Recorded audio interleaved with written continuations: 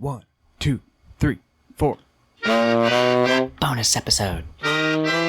Bonus episode. Episode of King of the What Now. Hello!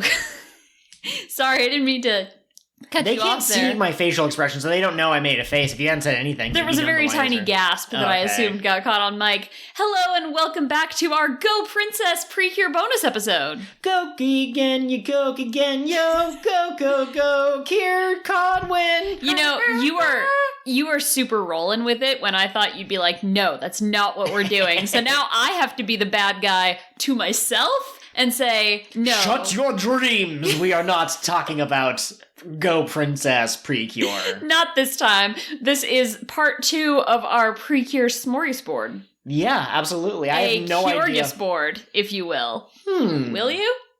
I don't think that I will. No, I'll pass. But I accept that you, I'm glad that you made the offer. Okay, so last part of the episode. These are both going up on Patreon at the same time, but I assume that you listened to part 1 before part 2, of course, right? That's the logical thing to do. We talked about each episode kind of as an individual case study, but now we want to kind of look at all of the episodes kind of mashed together. Do you want to save our rankings for last as a finale? I think that's reasonable. Perfect. So let's, while it's fresh in my mind, fresh is one of the seasons we watched. Like I said, if I watch an episode of Young Justice and then I immediately follow that with an episode of Star Trek and then I immediately follow that with an episode of Invincible, I'm not going to remember what Young Justice. I won't remember the finer details. So I just re-listened. We both did to the 8 openings from these shows. And what are your kind of thoughts on them? Yeah, okay, so first I'm just going to kind of list them in order, how I feel about them. So, Happiness Charge is my favorite. Yes, PreCure 5. Doki Doki, Fresh, Smile, which I wasn't expecting to be like solidly in the middle given how we both felt about its episode, but yeah. Hug Toe, Splash Star, and then Sweet. So for clarification, what you just did is you did not actually go through them in order.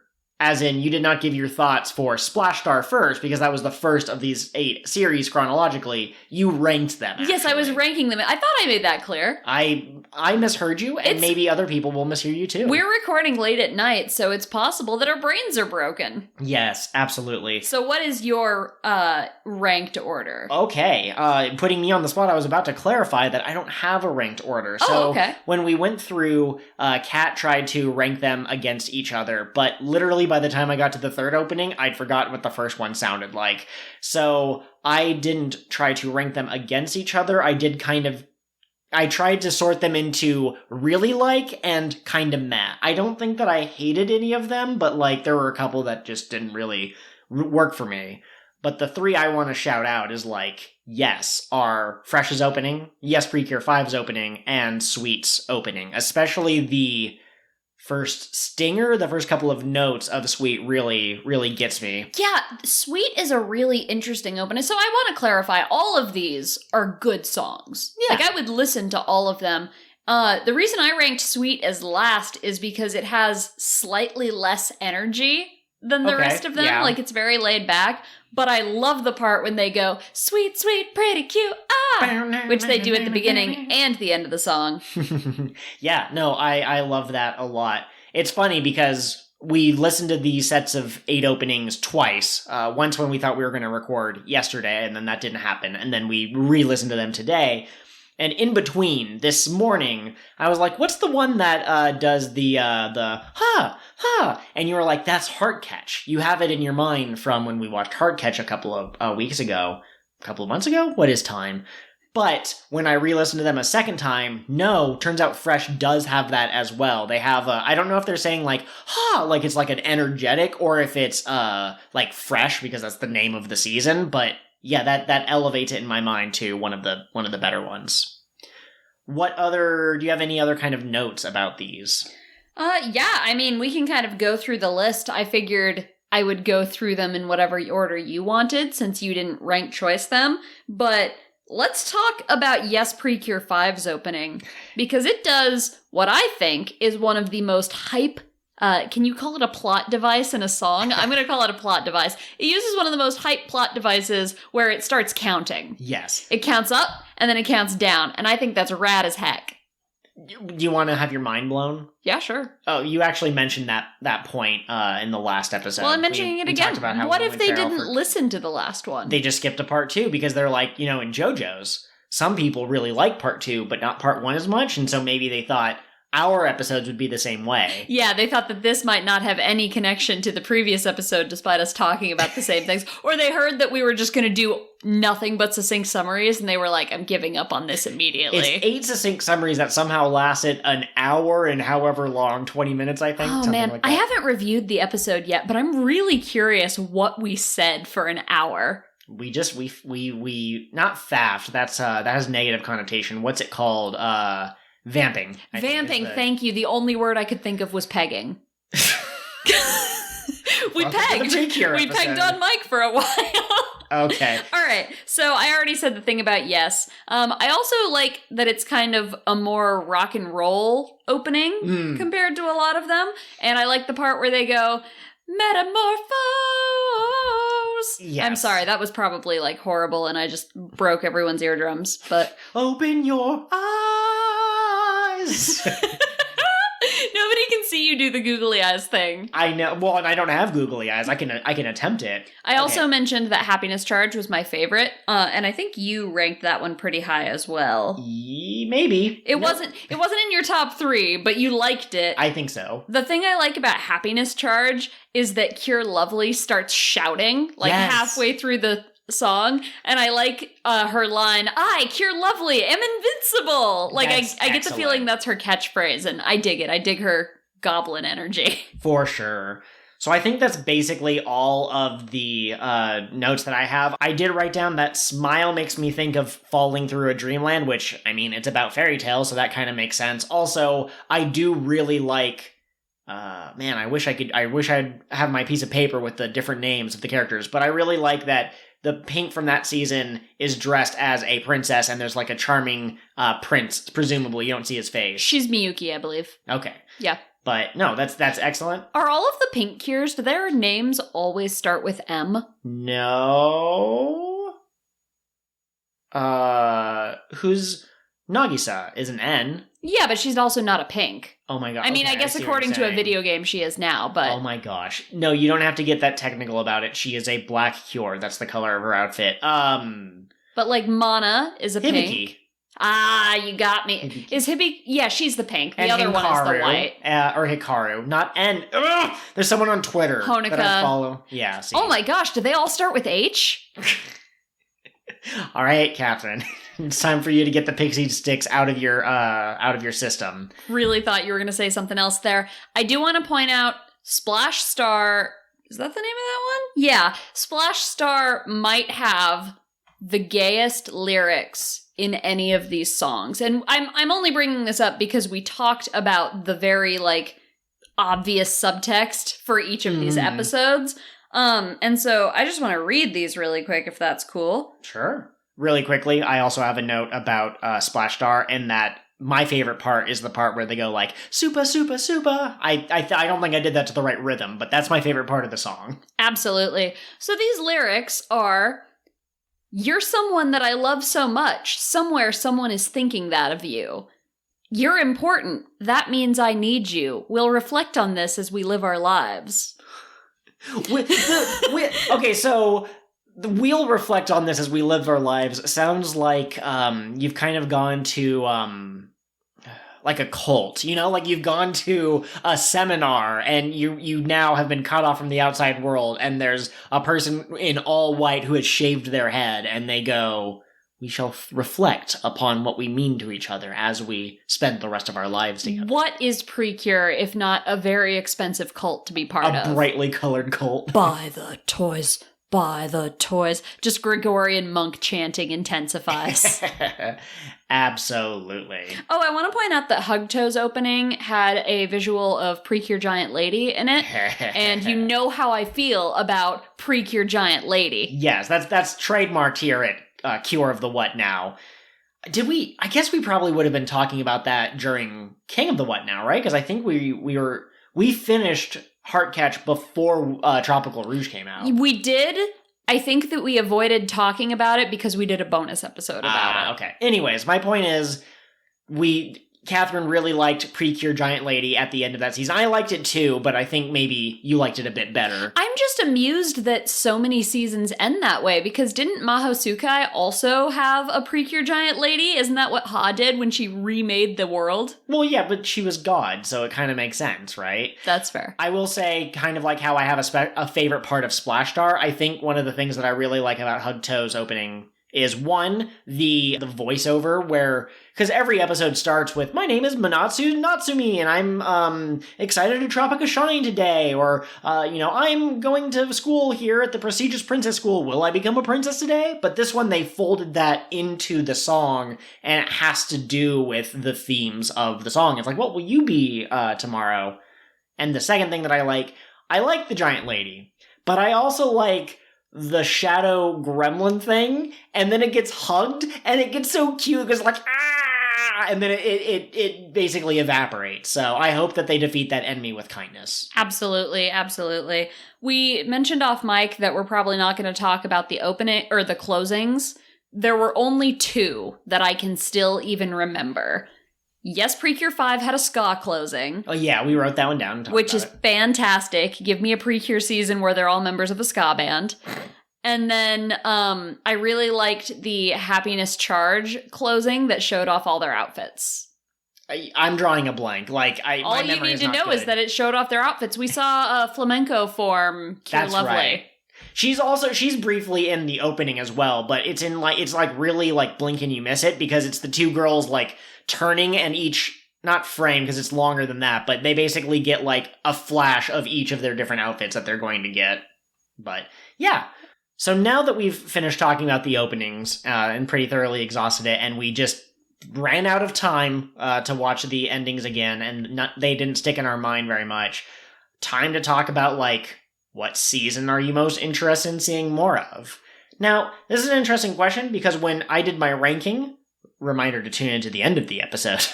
Why am I doing this like this is a live show and I need the audience to stay connected the entire time? Because you're a bizarre man. But the thing that I most ranked was which one do I want to see more of? And I usually focused more on the heroes, because villains sometimes get backstory, sometimes they don't, and it's really hard to tell which ones are going to get fleshed out and stuff. So I would say that Sweet is still my favorite to see more of, because Sweet and Splash had such interesting dynamics between the characters. One is the fated reunion, they met each other 5 years ago, and the other one is used to be friends and fell out, and those are both really interesting for PreCure, but of the two, the 2 kind of rival lead cures is a little bit more up my alley. Plus it has Hummy, so I'm excited to see Hummy. Yeah, she's not suspicious. She's not suspicious at all. I look forward to the episode where Hummy pilots a giant mech that is just a bigger Nemi, or Hummy. Nemi is our cat. Yes, absolutely. Do you think she could be a song fairy in disguise? She's hiding in plain sight while she looks for She sings. She doesn't have a heart emblem anywhere on her person. That's on true. Her cat body. That's true. So, same question to you. What are you most excited about? And more importantly, why? So, I'm going to preface this with, it's not going to fall right in line with my rankings, which episodes I thought were the best. But I'm really curious what's going on in Doki Doki, because it's one of the only shows that starts off with there already being a cure running around doing stuff. Right, Doki Doki was the tower. Yes. Okay. That one and Happiness Charge, but the difference is that in Happiness Charge, everybody knows what the PreCure are, and villain attacks are just part of everyday life now. Mm-hmm. So that one's pretty interesting too. But no, I really want to know what's going on with Doki Doki, and I really like its lead cure, so... Okay, that was also the one where it was the purple cure who already exists was I failed everyone, and I still don't know. Yeah, I don't know what she did or a either. Flashback, so... And if it was a flashback, how did humanity survive if the bad guys did whatever? And it's got the hot grandpa and the Russian lady. Absolutely. Joel's looking around I can't remember these episodes. I only remember the last thing I watched. Well, see, here's the thing. When you said hot lady, or Russian lady, and the old grandpa, we didn't see an old grandpa in that episode. And the lady did eventually show up, but the front and center villain was the Bat Boy. And I'm so glad that you secretly slid me the hint, because you remembered that I was frustrated after we recorded part 1 that I did not point out that Bat Boy, he has a name, I didn't write it down, but is voiced, no, it's Ira, it's IRA. Ira is voiced by the same Seiyu voice actor as Luffy from One Piece, So Catherine wanted to remind me who the sexy grandpa is. I know who the sexy grandpa is, but when you say sexy grandpa, if it's a character who wasn't in the episode and was only in the opening, and I didn't see him until I rewatched the opening for the 4th time or whatever, that's not going to be what I associate the episode with. That's fair. Let's discuss. This is pretty closely related, I think, to like what's the one that you want to see most of, but who's your favorite lead cure? And kind of like, amendum, what do you look for in your lead cure? Is there a specific trait that you think works best? I really like the head empty energy. Yeah, okay. But I think Mana was my favorite. Okay. I love that she's like running around at top speed helping everyone. And actually, you know what? Momozono Love is still my favorite. But Mana is a close second. Mm-hmm. Momozono Love is also running around helping everyone, but she's just a doofus. She's so stupid, and she's like physically aggressive about helping. Like, you will let her love you. And I like those vibes. I dig that. Yeah, so I'm not going to go through every single season, but Splash Star, she seemed a little more kind of like blank, like I couldn't really ascribe a personality trait to her. So I really like the characters that have more personality, more character. And I like that both, I think it's Hugto and Smile, they both had lines where they said something about like, of course I'm afraid, but I'm going to do this anyways, and that's how they unlock their cure power. But I mean, Love is right there. She is so good. I like Love because she has a big heart, and she has that dumbass energy like you said. But Mana, she's interesting in the other direction because she's the smart one. She's the one who actually like is like the member of the club and stuff. Momozono Love is the character who would lose her wallet. And Mana is the one who would find the wallet and return it to her. Gotcha. And then they would like go to the park and eat melon bread together? Yeah, absolutely, Brett. I think an important thing so you can have a good red cure or a good, any of the other colors. You can have a good cure that isn't a good fit as the main character, the lead cure. And I think the thing that you really have to get is the lead cure should probably be an inspiration to the others. Yes, PreCure 5 kind of flipped that a little bit because it seems like she doesn't really know what she wants, and maybe the other characters are going to help her find her path. Yeah, she can't be my favorite because I just feel bad for her. Like, she seems like she doesn't really have anything she's good at, and I feel bad for her trying and everybody being shitty to her about it. Yeah, so I think she'll have a good arc, but yeah, that's why she didn't leave the best impression at the very beginning. I think that they did a really good job with Flora in her season because she was kind of the least good, the least elegant of the three main cures, but she did encourage the other two in ways that only a lead cure could. Absolutely. Well, and that season was all about dreams and who believed in her dream more strongly than the person whose dream was to be a princess, which isn't necessarily attainable. We've covered that. Oh, no, wait, we've talked about this, haven't we? Not really. We didn't do a bonus episode because not everything we enjoy has to be monetized. I swear to goodness we talked about that at some point. Okay, it doesn't matter.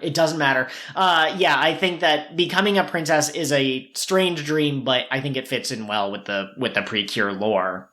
So I'm gonna reorder the discussion questions that we have here because I think that in connection to who's your favorite lead cure, who is your favorite fairy of all of these characters? And I think that we're going to have the same answer, but it's got to be Hummy, right? Hummy is so good. Hummy, there's a certain type of character that only works, I think, in anime and cartoons. Like, I think if you had a live action, and I mentioned this last episode with Momozono Love's episode starting with her crying, if you had a character live action, I'd be like, what's wrong with you?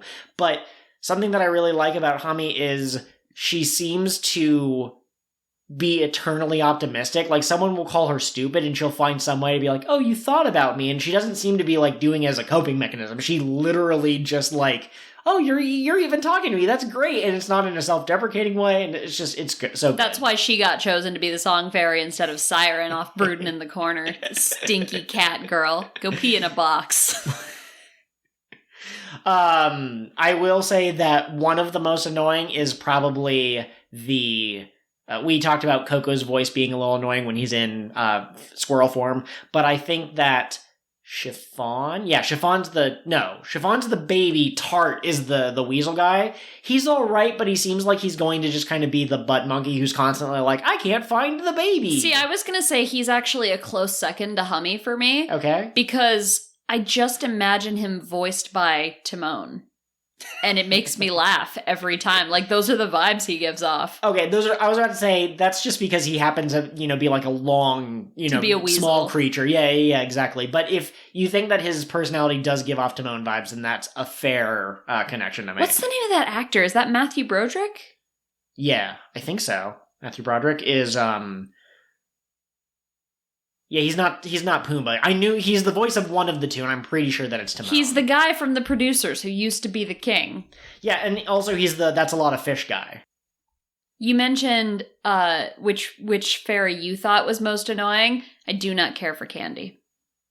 Oh, I forgot about Candy. Don't like absolutely. Candy's visual design. Don't like Candy's voice. I would rather get to Pop and be done with Candy. Absolutely. If you haven't seen Smile, Pop is her older brother. Mm-hmm. And I remember him being better.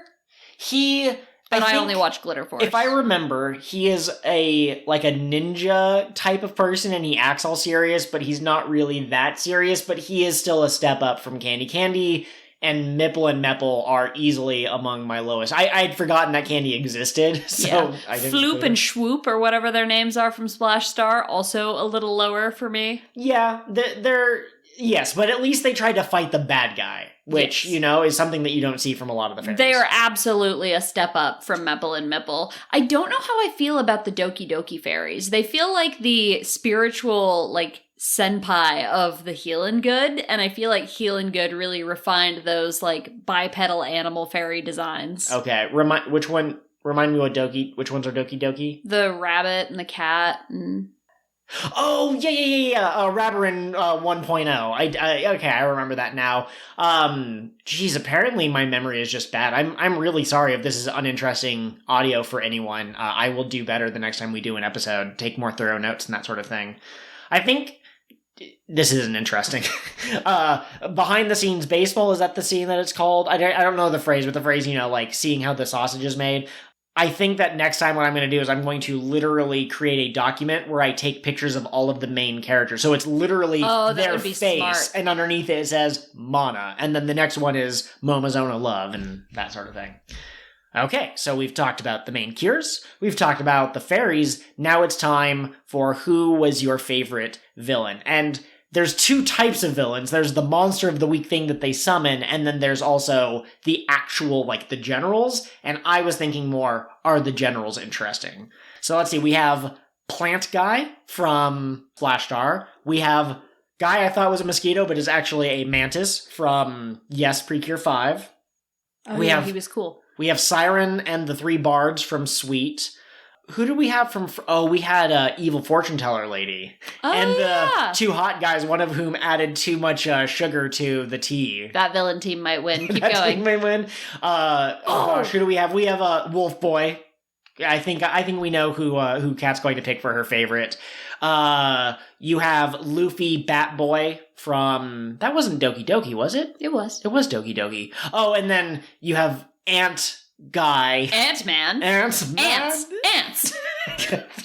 Ant-Man. This is not a Paul Rudd appreciation podcast. Why isn't it? It should be. And then lastly, we have Bum. I said that last episode, and when I was editing it, I went, is that going to make it sound like I think that he's a homeless person or something and his clothes are ratty? I meant a beach bum more so than the other, Is that the hug toe? Yeah, the hug toe guy. He was like a hot surfer guy. He didn't seem like he was I smart. cannot bring an image of him to mind, so I'll take your word for it.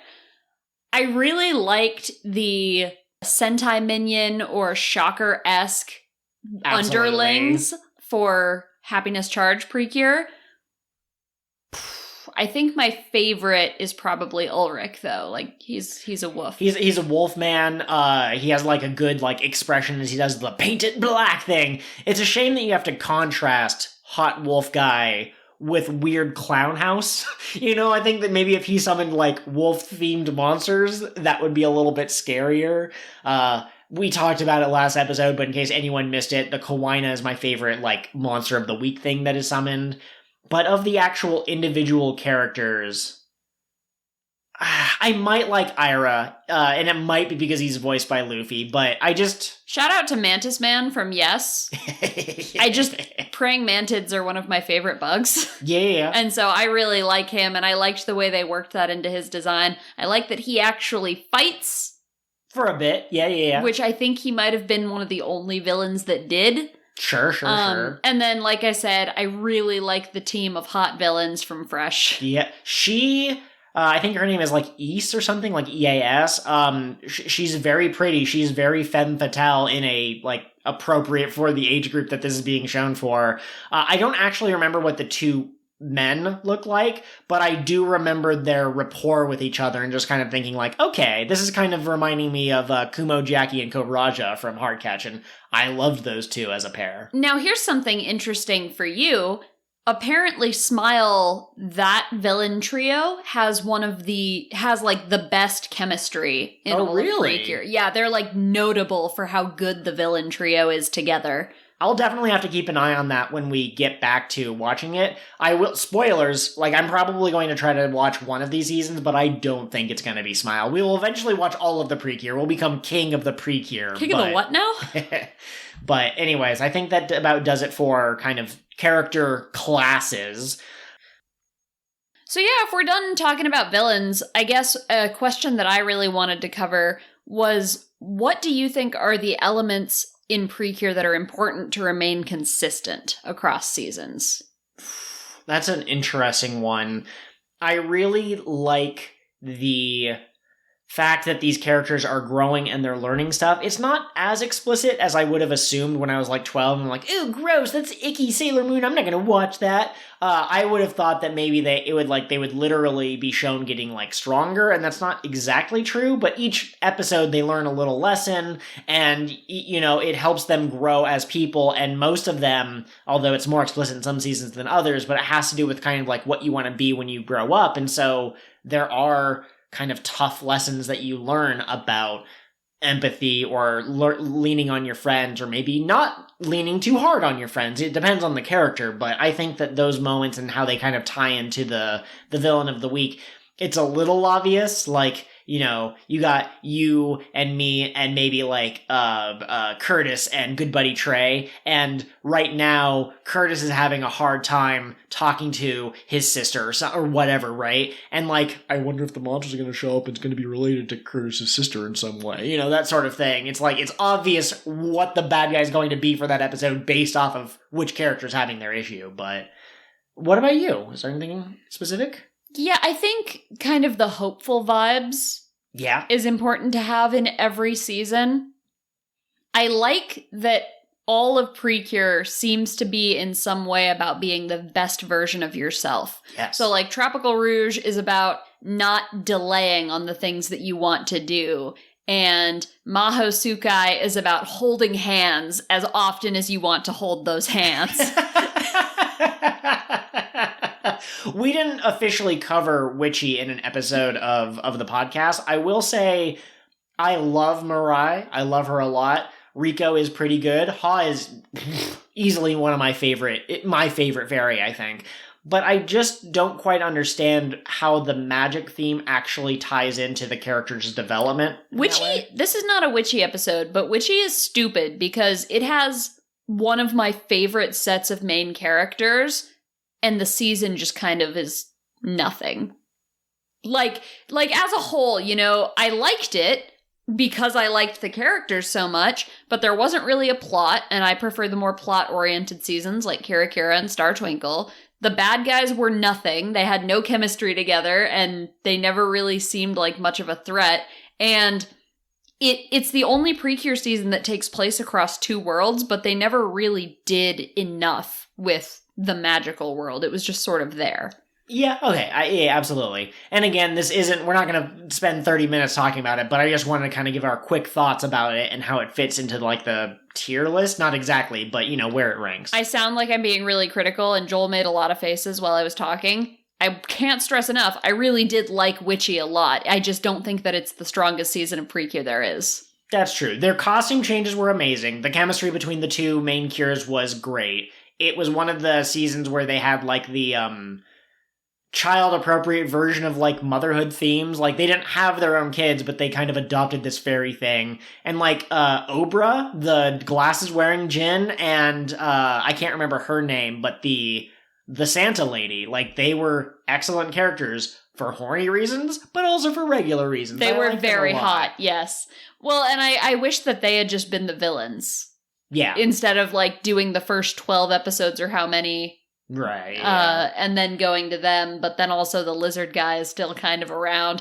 I will say, and I've mentioned this before, but it was super cute how at the end of the season the little lizard was just hanging out with this idol he'd built of the the big bad he was trying to work for. Yeah, exactly. Kind of related to, like, what elements have to remain consistent or whatever. I will say, too, that this is obvious. Any show with multiple characters, you want there to be, like, chemistry between them, but the best seasons are the ones where I really feel like these are characters who would die for each other. There really isn't death in most seasons of PreCure, but it feels that way, right? It feels like if Kirara falls into despair, then Haruka and Manami would also be incredibly devastated. Or if something were to happen to Mirai, then, Riko and Ha would be devastated. But what what about PreCure makes you keep wanting to come back to new seasons? All right, there's two things. Yeah? The first thing is that PreCure is like a power fantasy, but the fantasy is having friends who care strongly for you and would always be there for you. And that's why I hate they go their separate ways at the end so much, because, like, that's real life. Real life is sad. I want this fantasy where the friends are always together. Sure, okay, I can see that. Maintain that for me, please, PreCure. And I've mentioned this on the podcast before, but, like, I cried at a My Little Pony song about friendship because, oh, they have friends. Isn't that nice? Isn't that sweet? You're really painting a certain picture of your kind of real life self here, and are you okay? Can we take a moment on mic to just check in? I don't need friends. I have cats.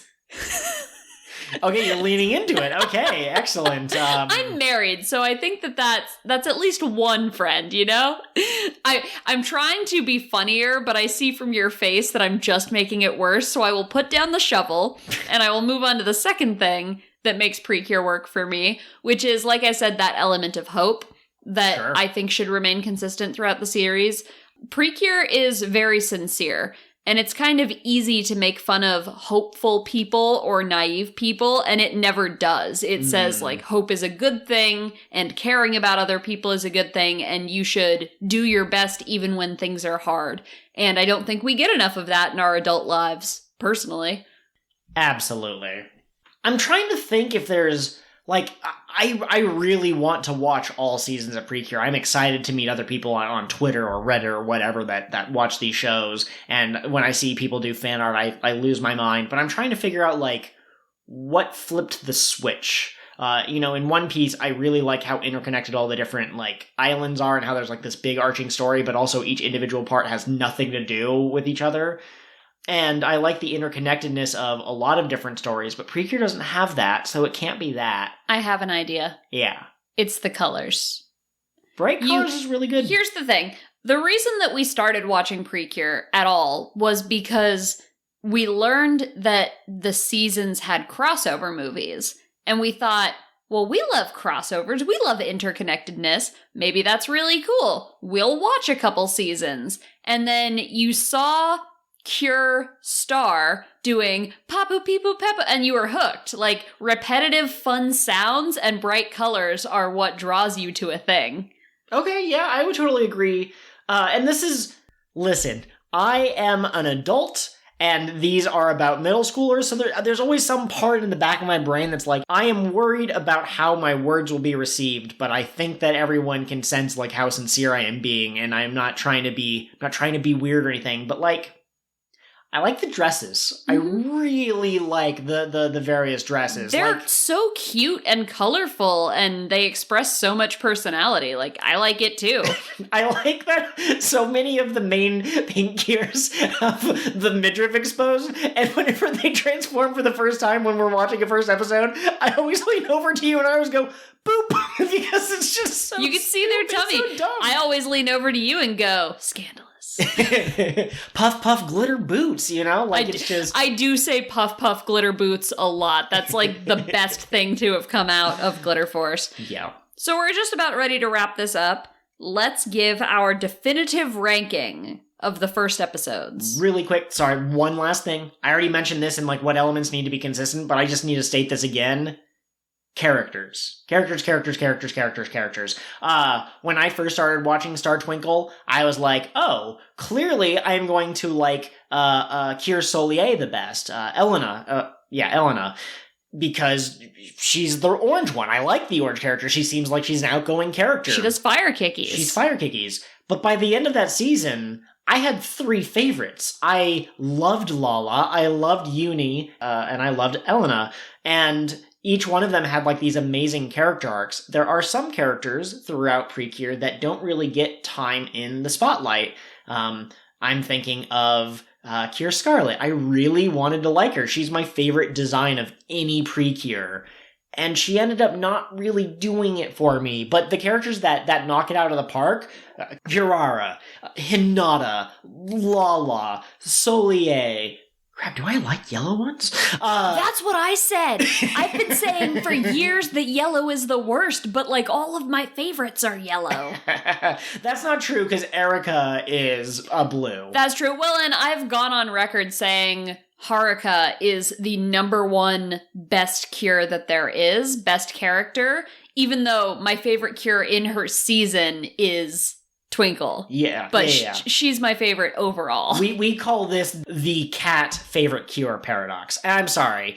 You wanted to move on to the rankings. We want to unveil the secret thing. And then we did also get a single thought from the crew, I guess we would call it. It's not tweets in a bottle because this isn't Tropical Rouge. It's not really. But anyways, we'll cover that after the rankings. So, Catherine, why don't you start at number 8? And we'll go up in rankings and reveal them one at a time. All right. Let me get the most extreme voice on. Number 8. Did you ever watch that show? Oh, I love Most Extreme. No, it was a show on Animal Planet that talked about, like, the top 10 most extreme, like, eyesight animals, for example. Okay. It was, like, my favorite. Quick peek behind the curtains. If it was something that was on Animal Planet, I probably never watched it. I don't think there was a single show that I tuned in. Wow. I was like, I turned on the TV, I went to Cartoon Network, I went to Nickelodeon, and that was basically it. I watched a single episode of Pet Hoarders at like 10:30 at night and cried so much my dad told me I wasn't allowed to watch it anymore. Wow. Okay, you're just hitting us with the real, like, deep cuts. Anyway.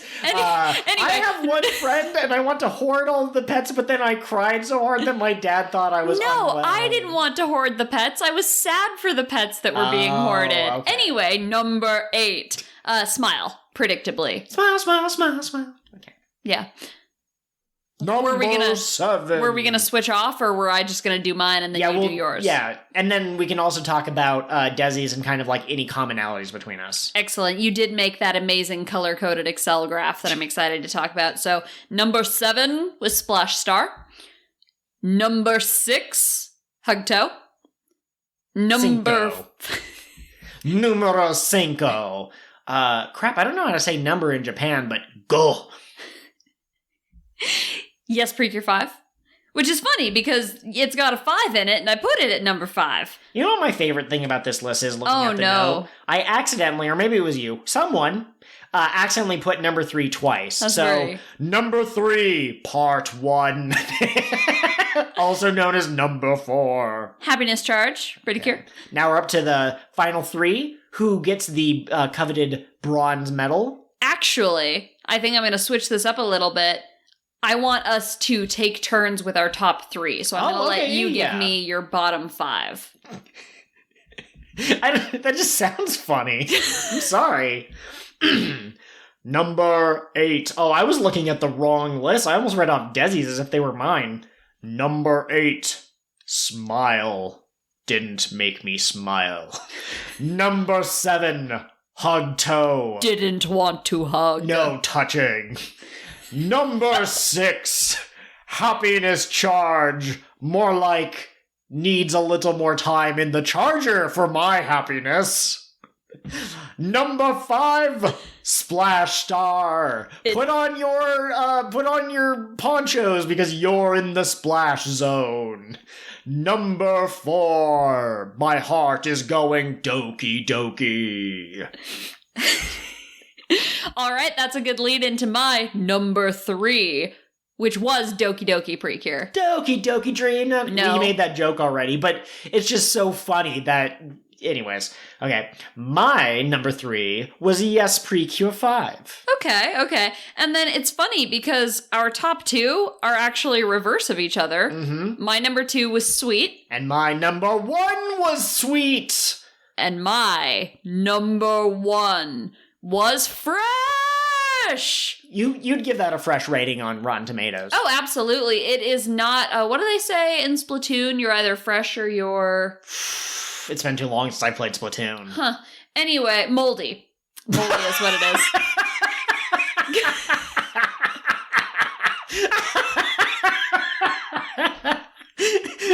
is. Are you a squid? Are you kid? Or are you bread? The answer may surprise you. Oh, gosh. My favorite PreCure design, you mentioned yours was Cure Scarlet. Right. For all of PreCure. My favorite PreCure design is Cure Passion. And it's coming. It's coming in fresh. Oh, okay, yeah. Yeah. I was about to say, I was thinking, was Passion the... But Passion is, spoilers, the secret cure, right? She's the red one for that season. Yeah. Kind of like an analog to... yeah, they're both excellent, and I love their designs. So really quickly, I'm just going to kind of rattle off Desi's, and I'm going to just talk about really quick, trends, because I'm a weirdo who likes numbers and data. 8 was Happiness. 7 was Doki Doki, 6 was Splash Star, 5 was Hug, 4 was Fresh, 3 was Smile, 2 was Yes, and 1 was Sweet.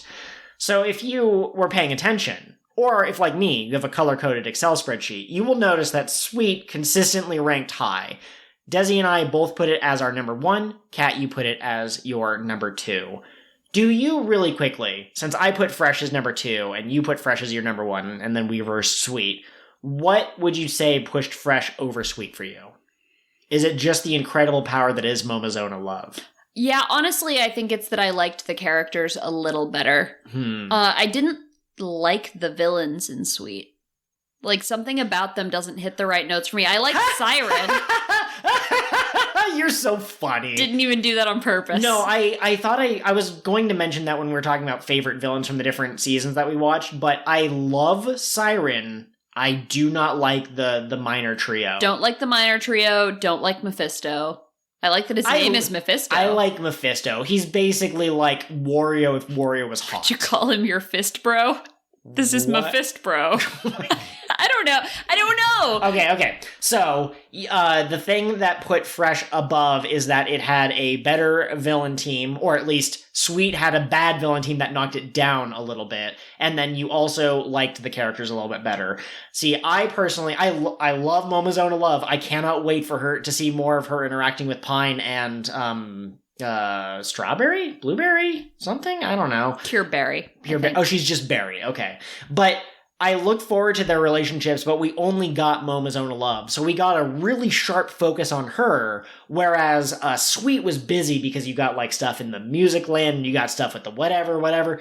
But I think that the relationships between Hami and Siren and Hibiki and Kaede, I think they're really good. And even though Hibiki on her own doesn't have quite as much energy as Momozona Love in her first episode, her interaction with Kaede sold me. Like I've said, my secret sauce, the thing I love most about PreCure is I like the chemistry between different characters, whether that's romantic or not, and so I think that it's really interesting to have these two characters that are so close.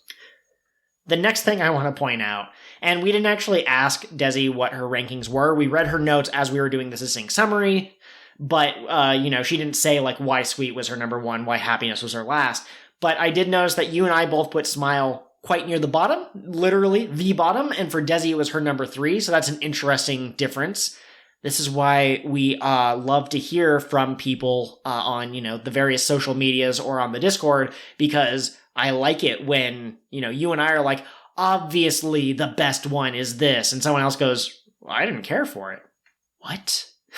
Are you an imposter? We've talked about this before, but you and I are so similar that sometimes, like, we will laugh at each other's jokes when no one else is laughing. Yeah. So it is super useful to have other people weigh in, especially for, like, our cold opens and stuff. Absolutely. So the next one I want to talk about is Splash Star. For me, it was number 5. For Desi, it was number 6. And for you, it was number 7. So kind of lower on all of us. And I think that's just because it was early in the series and they hadn't quite figured out the good pattern yet. Hugto, for me, it was number 7. For you, it was number 6. And for Desi, it was number 5. I think we all agreed that we're excited to see where it goes. But on its own, the first episode was it was okay. It was all right. And then the last one that I wanted to put was Desi really didn't like Happiness. She put it as her number 8. I put it as my number 6, a little higher, and then you put it as your number 4. I almost said number 3 because I had the same copy-paste error from the other sheet. So it's very interesting that we have such different opinions of Happiness. What is one of the elements that you like about it for like the third time as we discuss it? I really loved Erica.